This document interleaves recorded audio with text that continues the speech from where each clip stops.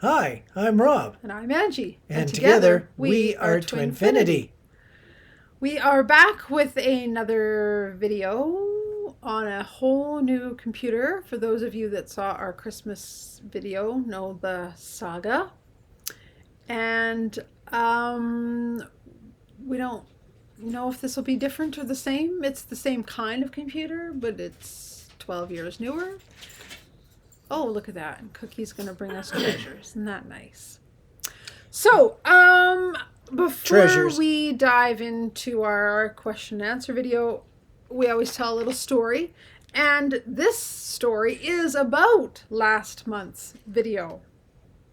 Again, if you have watched it, you will know that we had tremendous problems with our computer. Yes. It was from 2012. It's an old computer, but I still love it, and I'm not getting rid of it because I still love it.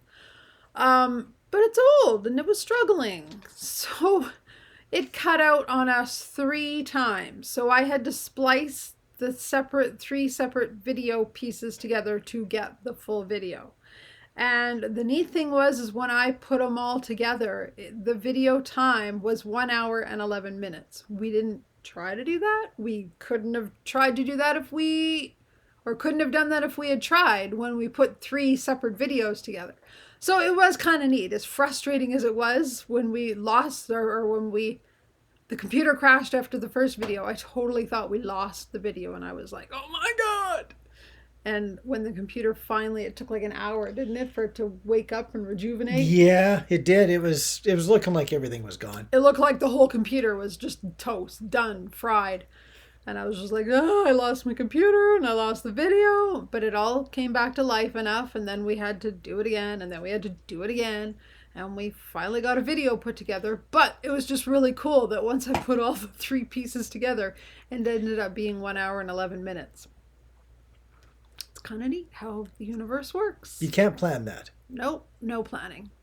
So that's the little story for this week of our weird twin flame life. It just continues on like this all the time. Yes. It's pretty easy to accept it when you've got a few hundred bits of things that just don't happen to other people. So now we have a new computer. So Rob was saying in our last video that Cookie had her own computer, and now she has another new computer, I guess. Yes. Or maybe she gets the old one and I get this one. I still have the one I have. Yes, you do. I'm going to protect that one.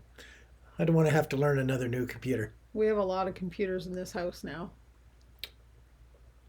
Including cell phones? That would be what, 6? Well, I don't include cell phones because to me they're not a computer. They kind of are. Well, they are, but I couldn't function without a real computer. Yeah, agreed. The cell phone is useless. Too difficult to use. Yeah, way too difficult. I'm not Googling much on there.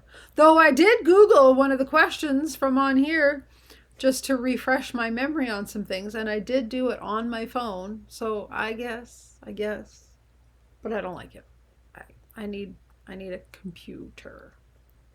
But the fact is, now we have lots of them in our house. Some of them are really old, and they don't work for much, but they still are useful for something. Yeah, we've got one that's completely decommissioned, put away in a box. Oh yeah. Yeah, the tower. Yeah. Yeah, the old tower. Pretty much everything now is a laptop. Doesn't need to be any bigger. And then there's my Mac that I use for my music. It's just music, and it's like from 2005, but it still works, and it has all my music on it because it's like I put a terabyte in it. When it died, I got it refurbished, and now it's my workout computer. I have all of my music on it, and I can just pick what I want when I do a workout. So we're not people that get rid of our technology. I love my old computers. I'm still using an old iPhone 5 SE. It texts. It makes phone calls. That's right. If I have to Google something, it's just really small typing, and I can still do that. Yeah. For the 6 times a year that I use my phone for Googling. Well, that's true. If it's even that much. I think there was one year where I tried 6 times. Wow. That would have been a pretty good year for me. Would have been. All right. Should we dive into questions? Because these people probably don't care about our life of computers. Oh, hey. Oh, we didn't set this one yet. See, I'm still not used to this new computer. I haven't changed all the settings. It's going to dim on us every once in a while. So I'll just have to brush my... Yeah, Remember, we set the other one to do that after an hour because that was Yes. our like, okay, it's time to wrap it up. This one does it after like, what is it? About 5 minutes. 5 minutes. 5 minutes. Wow. Okay, so every 5 minutes, I'm going to wake up. It's going to be sort of like a lunchtime. Lunchtime. Yeah. Why? Every 5 minutes, it's going to dim some. At least you guys only have to deal with this once a month. I get this multiple times a day.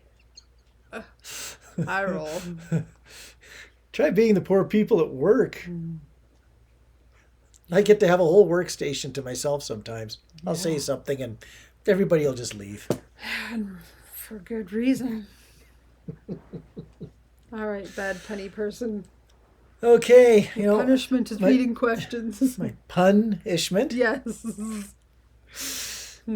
Nice one. Not. As I'm I- not feeding your poor behavior with. Poor behavior. My intuition tonight was telling me that I should read these questions like I seldom do before diving into them. Well, you didn't. I didn't, but I was also I expecting. just got a bone thrown at me. Holy smokes! Cookie just threw that bone about 4 feet. She just takes her head and she goes fling and lets go of it. She's learned how to throw. And it landed. I didn't even know the dog was anywhere near at this point. She wasn't. Her bone just got flung. Okay, carry on. So anyway, here we go. Without intuition listening to. First question. Does a person need relationship practice before uniting with their TF? Most stories of TF in union include a relationship history. I'm not a relationship person and preferred to be single before I met mine, with the longest relationship being 1 year. Now I have a disgust of even thinking of being with someone else romantically, while my divine masculine never seems to be single. So there's no balance here. Do you have any advice for us? I seem to have some blocks when it comes to commitment. Can I release them without having a partner too? Relationship practice. I don't know. In our culture, there seems to be a whole lot of practice going on, You have practice relationships. You have practice friends. You have Practice friends? Some people, I've even heard the term practice marriages. I don't recommend that. That's going a little extreme, but no, I guess that's what people call their first one if they have more than one.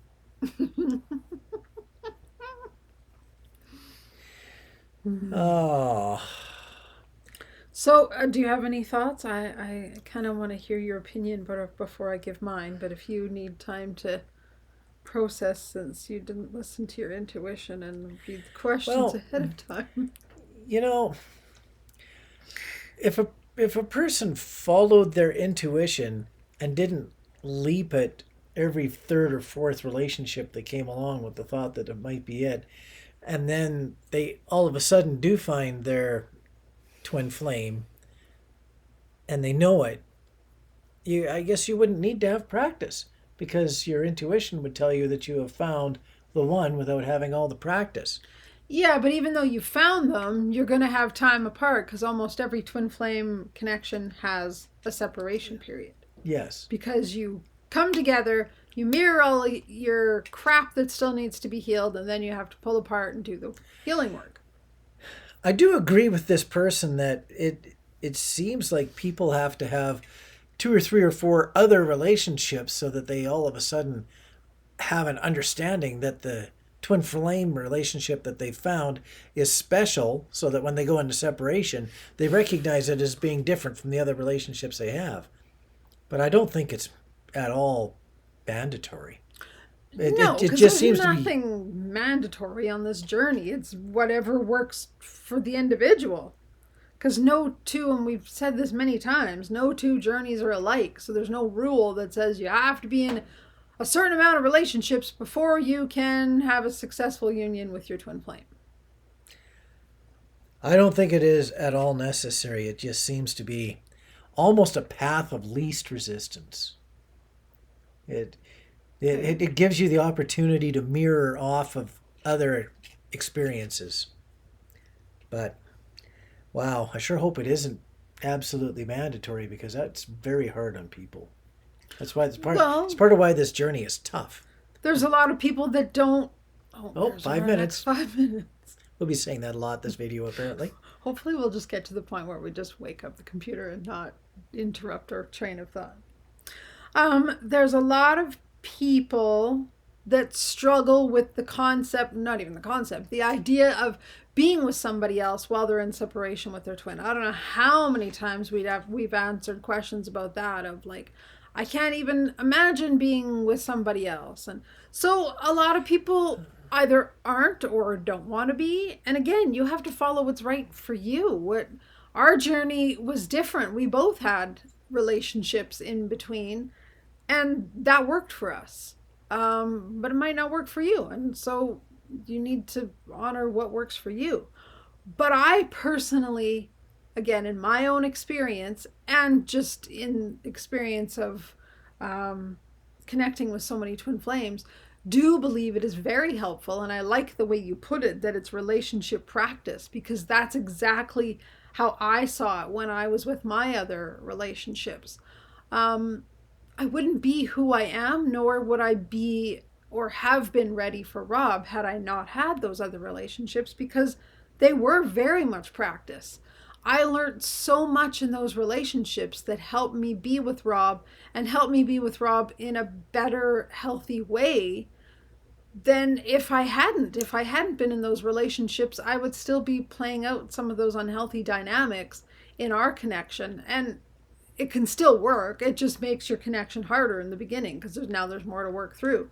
So if you don't have the relationship practice with someone else, you're just going to have it with each other, because it's just, how do you know how to be in a relationship if you've not been in one? And then when you get in one, if it's your twin flame, you're still going to have stuff to work through. It's not like you've done all your healing separately and now you come together and it's just angels singing and everything's good. Even if you've done a ton of work, either on yourself individually or with other people and other relationships, you're still going to have work to do when you come together with your twin flame. But it just makes it easier, in my opinion anyway, if you've had other people, because then you know, oh yeah, this is a trigger for people. This is something that I do when I'm around other people and I need to watch for. So I know for me it was very, very helpful, especially having my last relationship, the narcissistic relationship. Though it was incredibly hard, it was the biggest gift that helped us come into union, because it taught me so much, and it taught me a lot of my own patterns and my own healthy ways. In fact, that was one of the ways that Rob and I reconnected, is because I needed to apologize. I really wanted to apologize to him because I started seeing with the narcissist some of the ugly patterns that I was having. And then I realized I had treated Rob that way. So I was like, I want to apologize.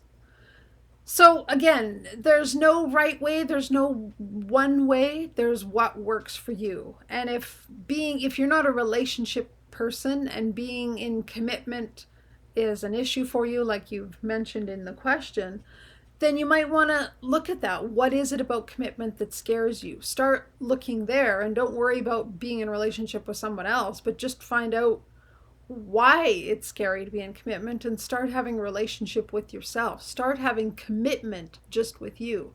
Commit to, if there's something you struggle with, maybe it's something as simple as making your bed every day. Commit to doing that, or commit to something that isn't easy for you, just so you can learn to follow through with yourself. Even have a healthy, committed relationship with yourself.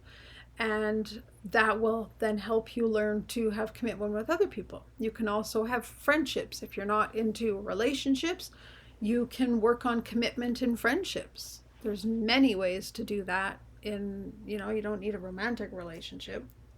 So if healthy relationships or relationship in general is not for you in a romantic way other than with your twin flame, then that's not for you. Honor that.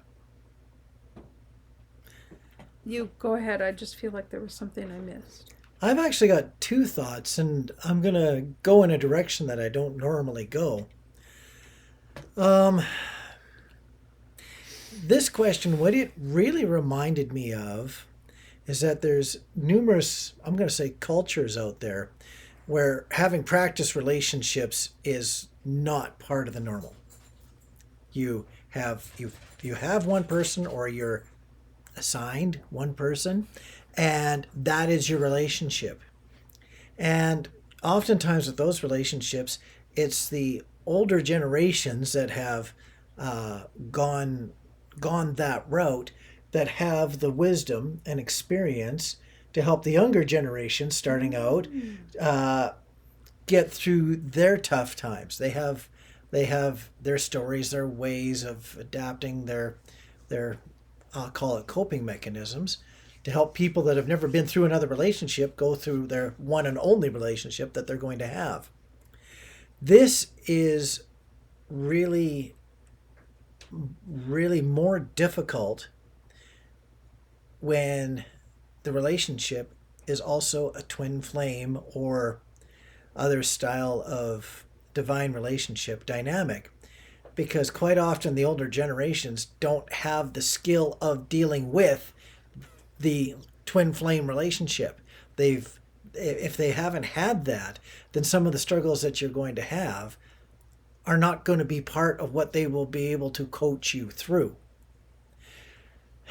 So this really does make it more difficult when you haven't had practice relationships to deal with this. You may have been you may be with your twin flame, but nobody knows what to do with you, because your situations are going to be likely quite different than just about everybody else's experiences. I also have a second thought here. In the question, there was a comment of, well, my divine masculine never seems to be single, so no balance there. I just wanted to comment that is where your relationship has to wait for the understanding or recognition of how valuable your relationship is to come through. In this particular case, it's going to be the divine masculine who never seems to be single, all of a sudden realizing that the twin flame relationship isn't going away no matter what they do with all their other relationships. And that's where that person needs to all of a sudden have their aha moment and go back and have a look at this twin flame relationship that seems to still simmer in the background no matter what else they experience. Mm-hmm. So in this case, the divine feminine is waiting for the divine masculine to really realize what they have experienced and realize that it's quite possibly what they really should focus on wanting. Yeah. The only last piece I want to add is, if others are listening to this and are also kind of like, well, I don't really want to be in a relationship with anybody else, but they say it's better to have relationship practice. We're not saying just go out and find a relationship to find a relationship. If something comes in your lap, if I don't necessarily mean that literally, but maybe it does. But, if a relationship happens, I'm not saying push it away, but I'm not saying just go out and be in a relationship to be in a relationship either. Because if you understand things from a soul level, people will be led to you and you will be guided to them, because you have soul contracts. You have come together with the agreement that you are going to help them with something and they're going to help you with something. And they're helping you to get into union. Every single relationship that I have had before Rob and since Rob and in between Rob were all helping me with my union. Of course, on a conscious level, these people didn't know that, but on a soul level, they had all agreed to that. They all agreed to play their little part, and some of them I thought I was going to marry, and some of them I didn't, and some of them I did. Only one of them I did. Well, I didn't on marry our ninth marriage, Yeah, exactly. some of them I did. No. But I can see now, looking back, how they all played a role and they had a purpose. So that might not be your journey. Your journey might be to do this alone for whatever your soul has chosen. So I guess what I'm saying is honor the flow of your life. Don't force anything, but don't pull away from anything if it's meant to be there. You know, if a connection comes along, and even if it's not your twin flame, and all of us feel like we're betraying our twin flame because now we're with somebody else, maybe that is there for a reason. So don't necessarily push it away. So I hope that helps clarify. We're not saying, yeah, relationship practice is a good thing and just go dive into any relationship that you can find, because that's not going to serve your journey. What's going to serve your journey is listening to your own inner wisdom or intuition, like Rob started with tonight. Yeah, just to reiterate that a little bit differently and probably not say a whole lot different. Intuition is still more important. It's more dominant over frustration. So if you're frustrated by the thought of, yeah, gee, I don't have any relationship experience, but your intuition says that you're perfectly fine not going out and having practice relationships, I always say to follow your intuition. Totally. Your intuition, it just like your eyes are a window to the soul, your intuition is your window to your soul's thoughts. It's one of the very few communication lines between your soul and your conscious self, where you get to wonder why you have such a feeling towards something, even if the feeling is staying out of relationships. Follow that intuition. Yep.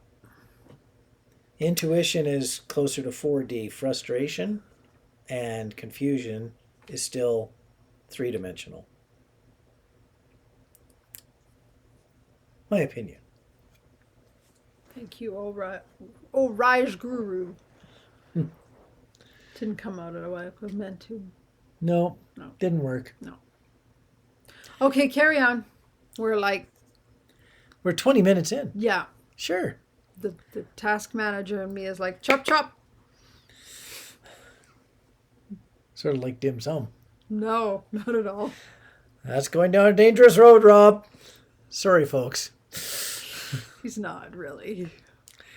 I'm obviously in a little bit of a odd mood tonight. I'm having a little too much fun, if there's such a thing. Read the question. I was friends only with a guy for 14 years, and then out of nowhere, he opened the door to us. We were together for 8 months, and he ran.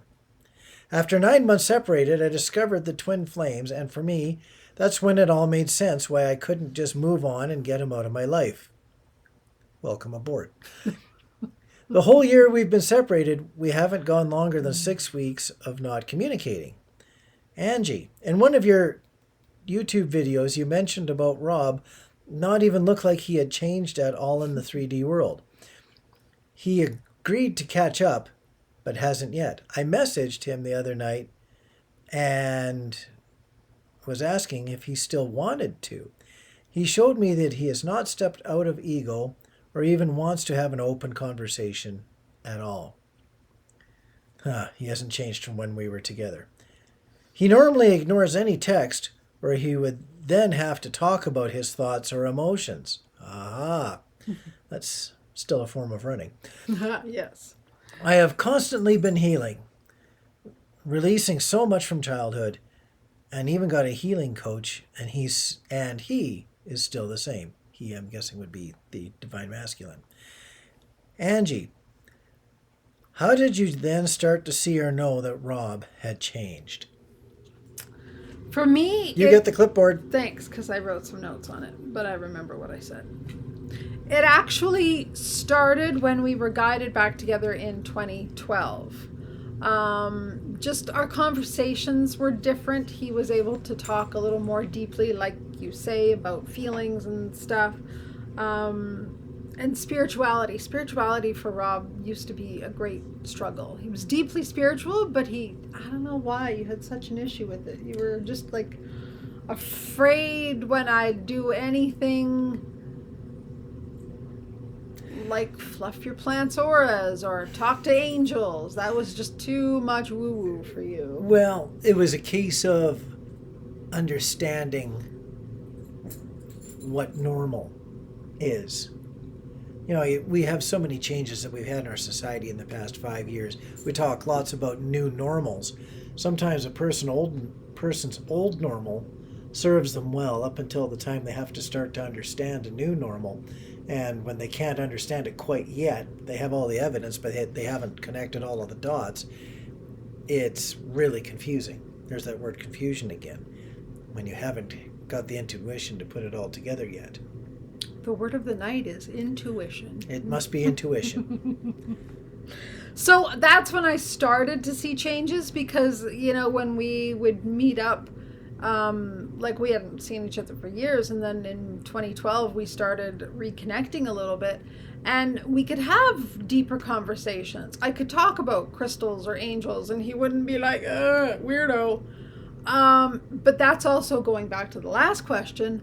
What really served him, it was a 12-year relationship with a woman that also was very much like me in the sense that she did Reiki and craniosacral therapy, and she was into crystals and native healing. So he was around this all the time, so it opened him up, and then he was more able to accept it when I talked about it. Because when we were together back in 1997, he just couldn't handle that stuff at all. I had no place to sort and file it to. Right. It was just extra information that had no happy home. So that's where it started. And then if you know our journey from 2012 to 2014, we were just communicating very basically like license plates and little texts here and there, but not much depth. And I really was losing hope because by then I had discovered the twin flame stuff.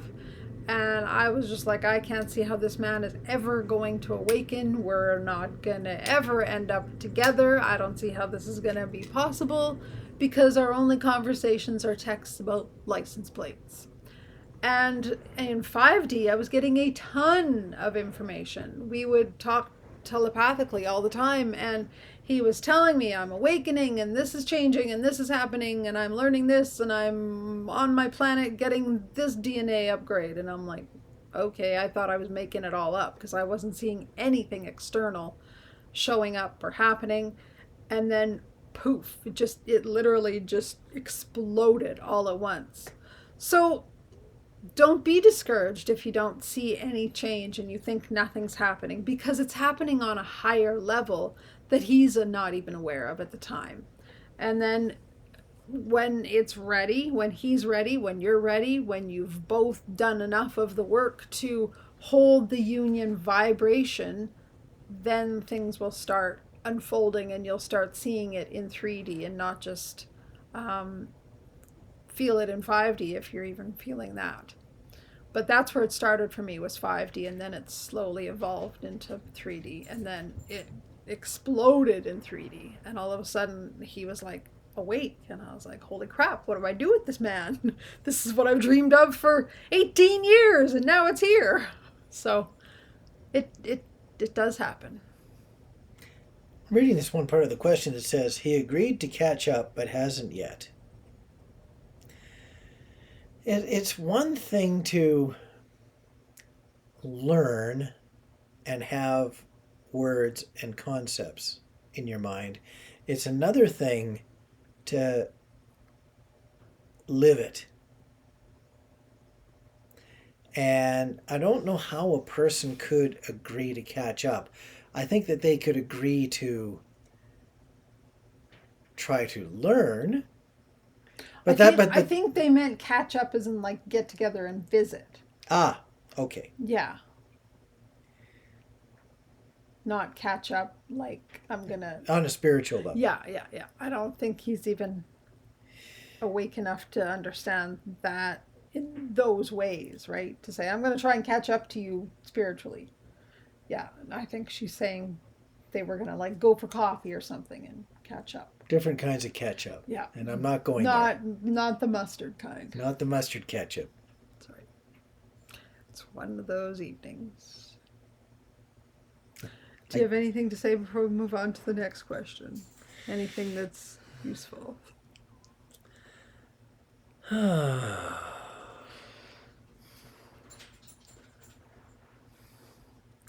not really. Okay. Yeah. Yeah. What I see here, the question is just actually so typical.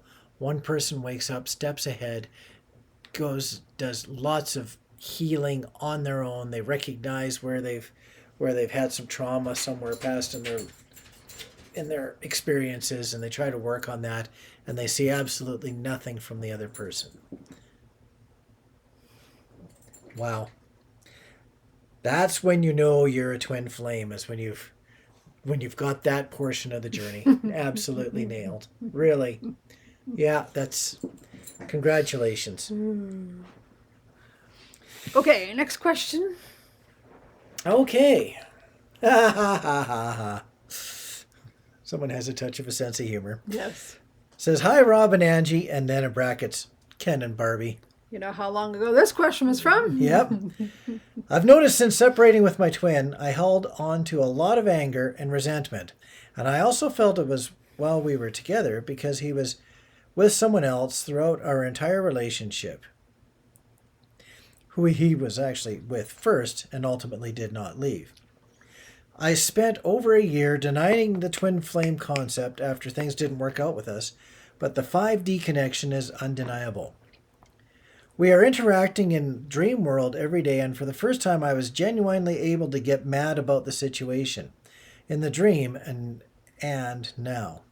Oh, sorry. And now I'm wondering if you guys have any suggestions on letting go of the negativity and maybe even the connection, because it's honestly being so emotionally draining, and I'm tired of thinking about him.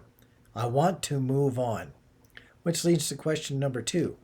Can I manifest another twin, or do we each just get one?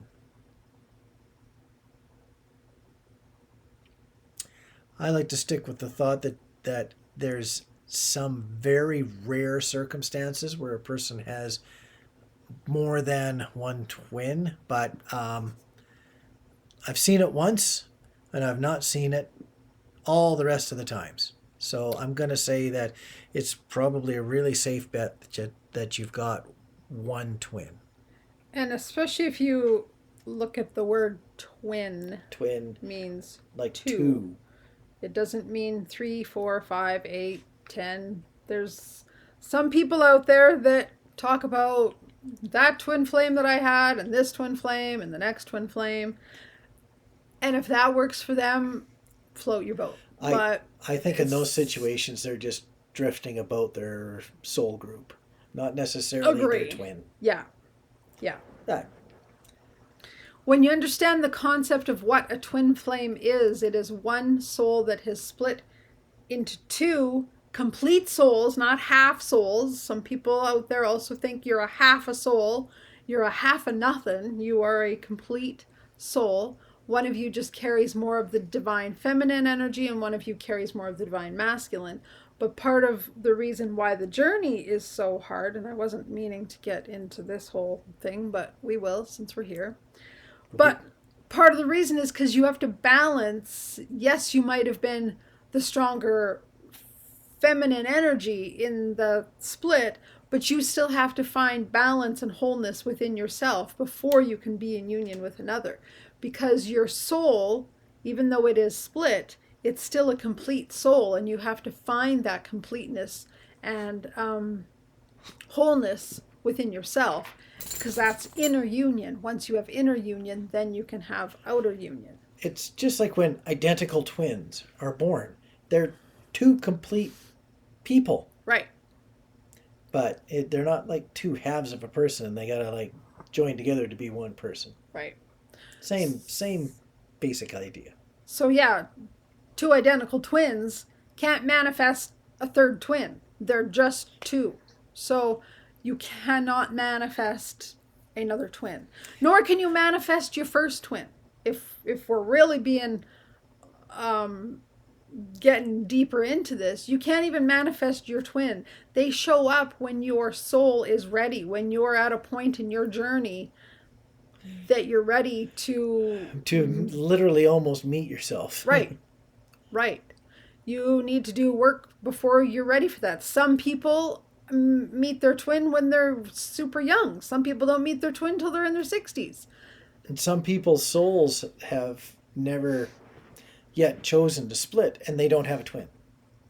And that's going to create a whole other pile of discussion, because not everybody believes in that. Well, and you're welcome to your beliefs. We're not saying that that's the only way, because some people believe everybody's soul has split. It is my belief that only those that have grown and advanced enough split. But you're entitled to your own beliefs. So I don't want to have like a whole comment section in the video of like, blah, blah, blah, this is... Everybody's allowed their own opinion. Following my guidance, I recognize that the soul doesn't even have to be an old soul to have split. Sometimes, let's just use incarnations. Number of times a person's been alive somewhere in a third dimension. Sometimes a soul could decide that it's time to split after 5 incarnations. Sometimes it's 400. Because it's not really about the amount of incarnations. It's how much you've learned and how much you're ready for an advanced experience. Right, and how much you need to learn. Some souls have got themselves lined up for a whole whackload of incarnations to learn what they need to learn. They're not in a hurry. Other souls are in a hurry for some reason, and they gotta get more experience all lined up with themselves, so they split so that the two of them can learn faster and occasionally bump into each other in the form of recognizing twin flames. All right, now that we've had a whole big dissertation, let's go back and answer the first question. Okay, I got to go back to the question again. We've answered the second question and just blew up the whole video because it's going to be an interesting world. See, this is where huge discussions happen when there's, let's say, twin flame conferences. Yes. That all of a sudden becomes a 2-hour discussion with 30 people, 30 people, and then we take a break and everybody's outside in their groups of 2 or 3 or 4 just continuing on the conversation. Then we come on in and go a different direction, and people have had lots of chance to hash through it. Yeah. So it's a very fun topic. Question is... Oh, yeah, the question. Do we have any suggestions on letting go of the negativity or maybe even the connection? Because it's honestly been so emotionally draining and I'm tired of thinking about him. So letting go of the negativity, I don't think it's about letting go of it. I think it's allowing yourself to feel it. Because if you're angry and you're frustrated, there's a reason for that. So I think it's important to not shove those feelings away, because then they're still going to be there to deal with later. Part of this journey is learning to feel all the feelings, because you know the saying, you can't heal it unless you feel it. So allow the negativity. If that's what you need, process it, write about it, dance about it, scream about it, break light bulbs, whatever you need to get it out, get it out. Buy Band-Aids before you break light bulbs. Or just be very careful. I only say break. I can see it now. People are going to be like, what? Break light bulbs. You better tell this story. It might even be in the book, Courage to Heal. But anyway, when I was in therapy, when I was 8, I was in therapy from the age of 18 to 23. Healing from sexual abuse. And part of the technique of anger, because you go through a phase of feeling anger, and one of the techniques I was taught is you can break light bulbs, and it's incredibly therapeutic, but you got to find a space that's safe. Like I do it in the garage, where I can stand at the doorway of the garage and then throw it way over to the big door of the garage. So it's like the pop of the light bulbs is going to be far away, because they kind of like pop and shatter. But that's what's gratifying. You get this big loud pop, and it like releases the energy within you from that loud pop. Some people don't like it. I love it. If it works for you, do it. Anyway, we're tangenting a lot. So yeah, letting go of the negativity. Again, it's not about letting go of it. It's feeling it. It's honoring it. It's releasing it by expressing it. So all the different ways that you might need to do that. This question very much reminds me of the grieving process, where there's the denial and then there's the anger and frustration. And our dog is just going zarky. There goes a dog. There goes a dog. Uh-oh. There goes a dog. Oh. You're a psycho. She's looking at us like, what? What's the problem? Yep. What are you doing? Yep. She just all of a sudden got that look in her face, that glint in her eye, and she's going to just run around being all zarky. There's a word. Where were we? Yeah, grieving process. This person is at the anger portion of the grieving process. Maybe they've got a little bit beyond bargaining, or maybe bargaining didn't work, and they've fallen back into an anger loop, and they're just sitting there and they just want off. Yeah. You know, and again, can I just dive in for a quick second? Sure. I was going to say, again, I so know the feeling of just wanting off, but the thing that always helps me is to remember that the only way through, or the only way out of it, is through it. Sometimes we just like, get me off the merry-go-round. I don't want to play this dance anymore. But unfortunately, there is no getting off the twin flame journey. There's just getting through it. Sorry to interrupt. And yeah, I liked your words so much, I just about don't even want to say mine. This journey, no matter how far you get through it, you should almost, just like running a marathon, get a little medal on a ribbon saying, I got through this, or at least I got somewhat through this, or at least I recognized I was there.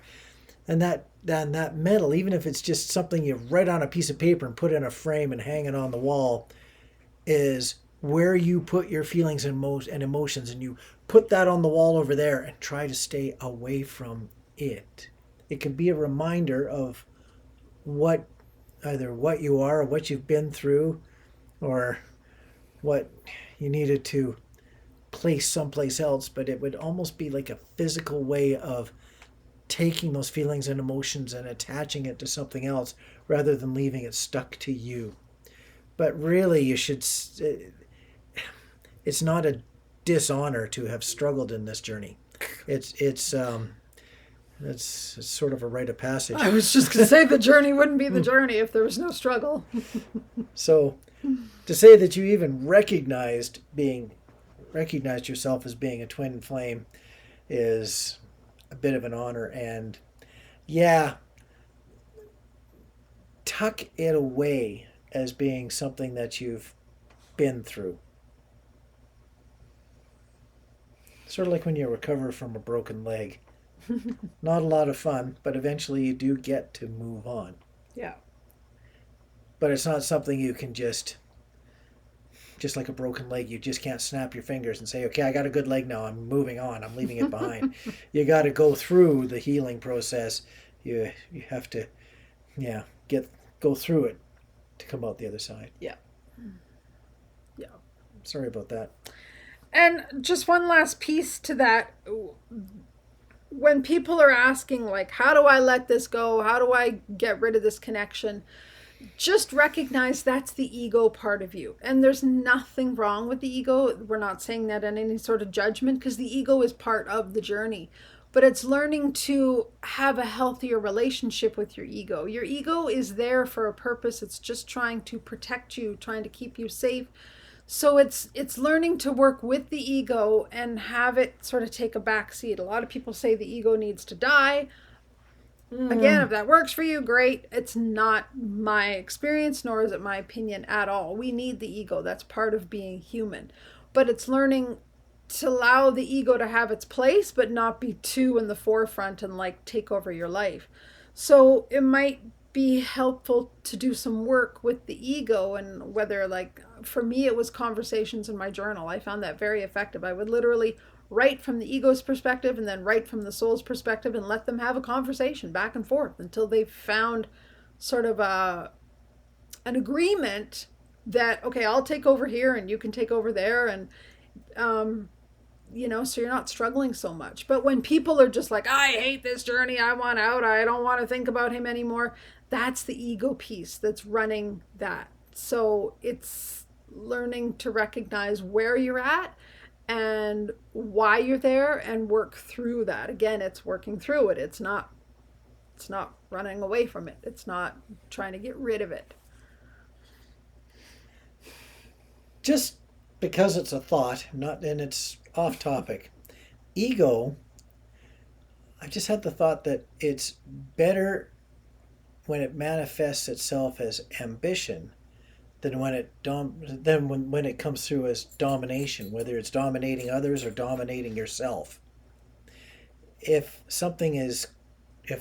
you've got a strong ego drive and it's causing you to paint 30 pictures a month, like a picture every day, because it's created an ambition within you, sure, why not?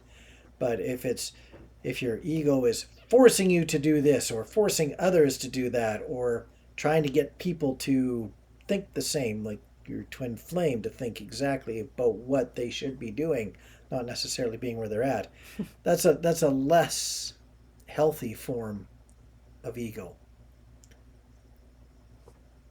That had nothing to do with the question, but it did have something to do with the definitions of ego. Okay, that's fair. Look, now the dog's like, yeah. Done. Yeah, now the dog's curled up on the couch looking at us as if to say, what's wrong with you two? You're just sitting there. Where's your ambition? I just finished running around all over the basement. What are you two doing? Just making a bunch of noise over there. I'll read the last question just because it's like one sentence and I'm the one holding the clipboard. And you don't trust me to get started on reading a question anytime soon. I do, but there's no sense in passing it over and then having to point out where we're at. Okay. She's just kind of like psycho tonight, isn't she? She's restless. Yeah. Restless. Well, she's now just turned around 3 different directions on the couch trying to find a way to lay down. The couch has got a back and a side. Pick a corner. Poor dog. She had the choice to go for a walk, but she doesn't like going for a walk with me anymore. No. She's getting old. Okay, have you heard of the 3 waves of twin flames? Would love to hear y'all's thoughts on this. Thank you. So now you said we should have separate answers to this. Yes. Do you want to go first? I have the answer that I know of from a book. I'm going to go first. But it's because the more I thought about the 3 waves of twin flames, the more I kept on shooting holes in my own thoughts. I kept on having what about this or what about that? So I'm just going to throw it out there that twin flames are coming into understanding of what they are from an understanding point of view continuously, but there is spikes of when how many people are coming into this understanding. Now there's the understanding waves of twin flames, then there's the union waves of twin flames. Oh.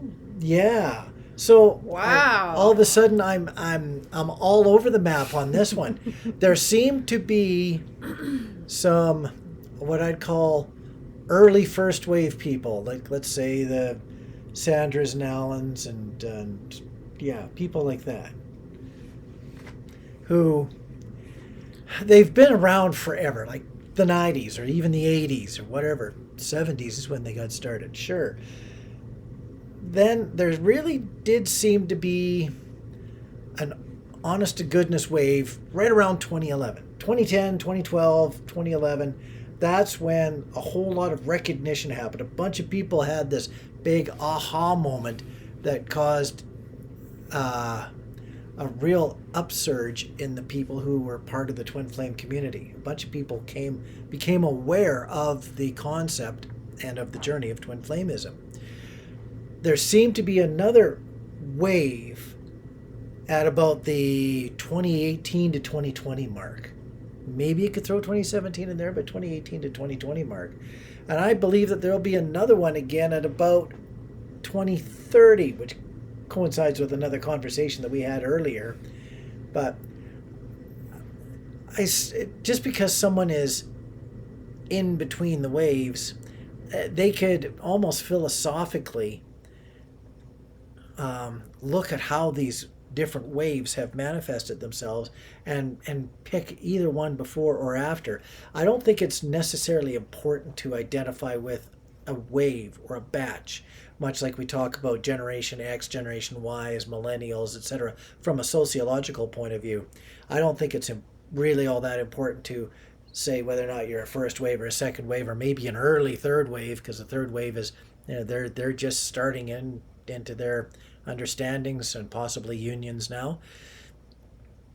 I do find it fascinating, though, that for some reason, after all these years, let's go 1800s, 1900s, all of a sudden in the 2000s, we're having at least two, and probably a third one coming along shortly, three distinct twin flame waves.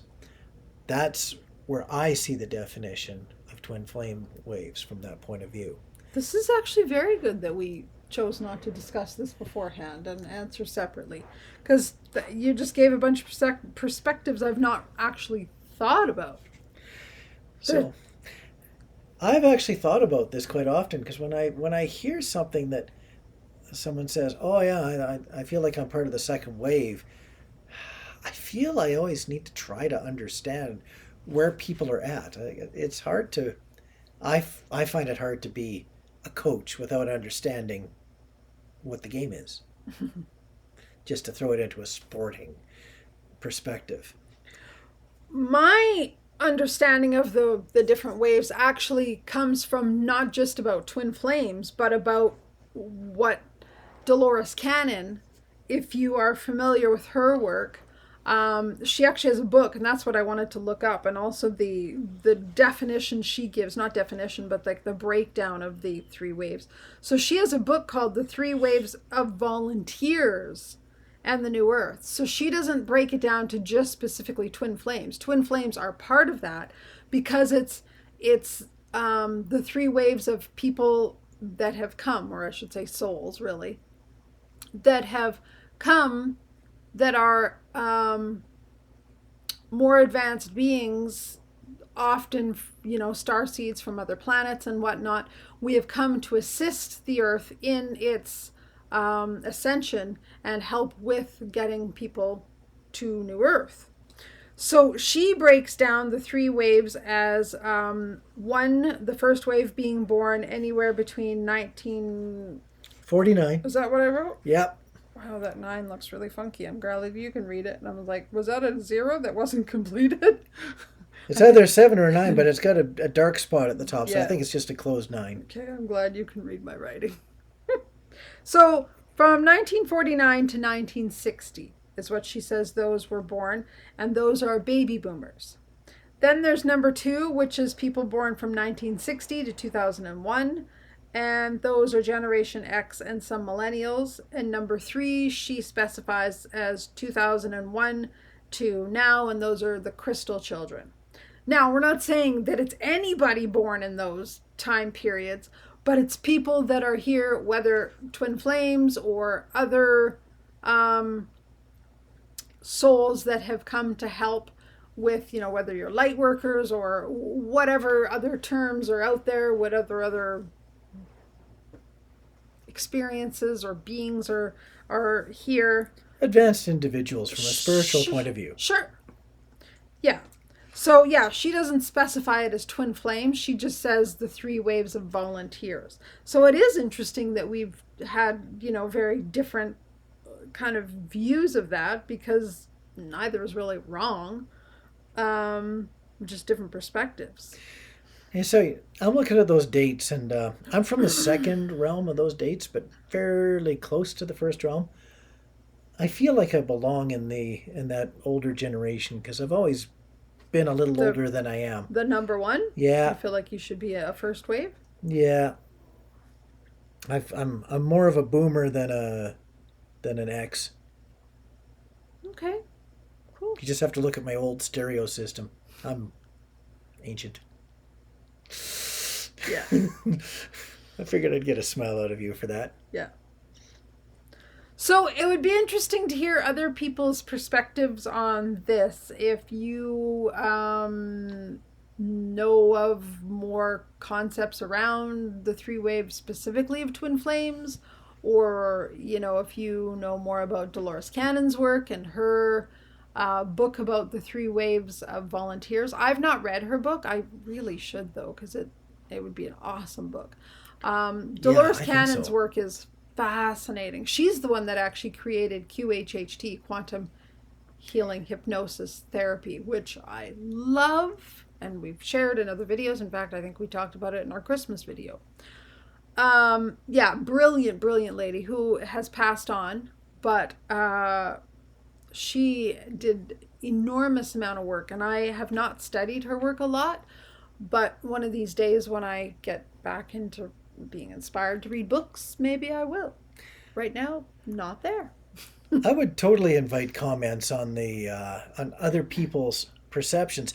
It's very possible that there's a very strong definition of the three different waves of, I'll just say, twin flames, just to keep it more simple for the sake of the conversation.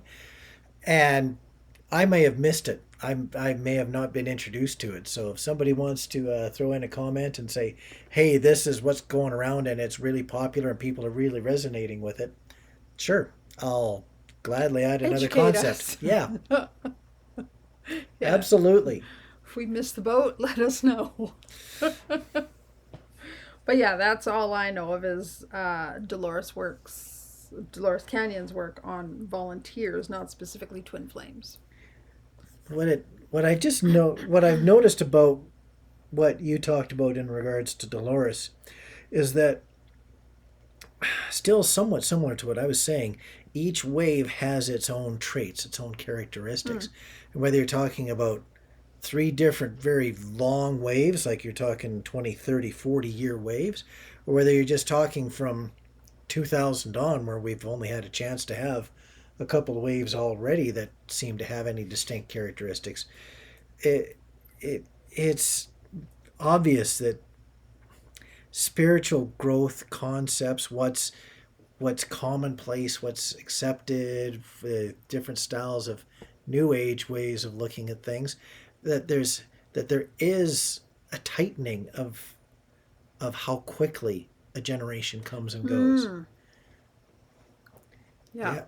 Before back in the medieval times, a family would do one thing. They would be just farmers or just blacksmiths or just this or that. They would do that for generations before there was a change.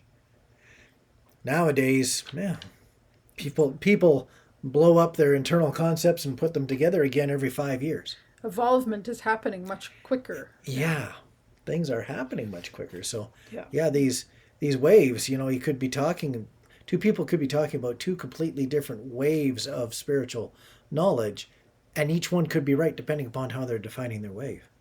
So very interesting thoughts. I still think that there's another distinct wave coming shortly. I'll say soon, but define it as 5 years. There you go. What I call my second wave is still very, very prevalent today. Okay, cool. Well, we'll leave it there and let people share your thoughts. Yes. Your knowledge. I didn't need to read the questions beforehand. Good for you. Loved them. Good batch of questions. And interesting, these ones really didn't tie in together. Like, notice how sometimes we have just complete themes where they're all... one just feeds right into the other? Yeah. No. Yeah. This one was very much grassroots questions. Grassroots. Have to get out my hillbilly, do I? Please, no. Your bad puns are enough. No banjos.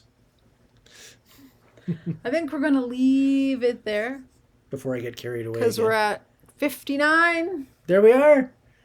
We're going to break it together all close to 1 hour. Break it together. Without having computer failure. Yay! New computer. Successful. We'll catch you later. Yes, we love you guys. Bye for now. Bye.